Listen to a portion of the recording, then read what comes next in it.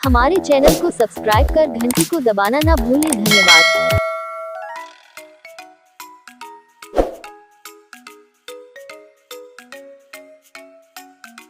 कर्म फल भोगना ही पड़ता है।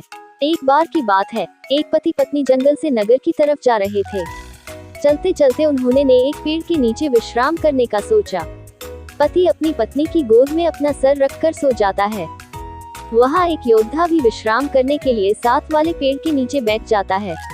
पत्नी उस योद्धा से कहती है, मैंने कभी अपने जीवन में तलवार नहीं देखी, क्या आप मुझे कुछ क्षण के लिए अपनी तलवार देखने का मौका दोगे? योद्धा को उसकी भोली सूरत पर विश्वास हो जाता है और वह तलवार उस औरत को देखने के लिए देता है। औरत तलवार पकड़ते ही अपने पति का गला काट देती है और तलवार योद्धा की तरफ फेंक देती है और नगर की तरफ भागती है और कहती है, इस योद्धा ने मेरे पति को मार डाला। यह बात राजा तक पहुंची। राजा ने औरत की बात को सुना और योद्धा को दोषी ठहराया। राजा ने अपने सलाहकार से पूछा, उचित सजा क्या होनी चाहिए? सलाहकार ने कहा, राजन, इस योद्धा ने अपनी तलवार से औरत के पति की हत्या की है, तो इसकी दोनों बाजुओं को काट देना चाहिए ताकि वह कभी तलवार न चला सके। राजा ने ऐसा ही किया। योद्धा की दोनों बाजुओं को काटवा कर उसे छोड़ दिया गया।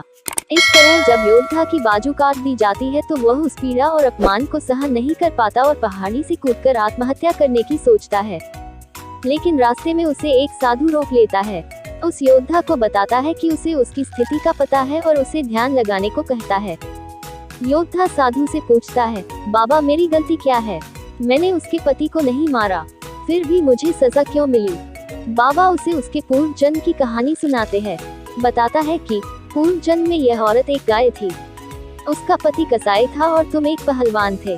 एक बार यह गाय कसाई से अपनी जान बचाकर भाग निकली। कसाई ने शोर डाला, गाय को पकड़ो। वह भाग गई। कोई भी गाय को पकड़ने आगे नहीं आया। सब जानते थे कि यह गाय को पकड़कर मार देगा, पर तुमने अपनी शक्ति का प्रदर्शन करने के लिए आगे आए और अपनी बाजुओं से उस गाय के सिर पकड़कर उसे रोक दिया और उसे कसाई के हवाले कर दिया। कसाई ने उसे मार दिया। वह गाय उसकी पत्नी के रूप में उस कसाई से, जो इस जन्म में उसका पति था, उससे अपना बदला लेने आई थी। और तुमने उस गाय को अपनी बाजुओं से पकड़ा था, इसलिए उसने तुम्हारी बाजुएं कटवा दी। तुम्हें अपने पिछले जन्म के कर्मों की सजा इस जन्म में भोगनी पड़ रही है। इसलिए कहते हैं, कर्म फल भोगना ही पड़ता है। इस जन्म में नहीं तो अगले जन्म में। हमें सदा अच्छे कर्म करने चाहिए।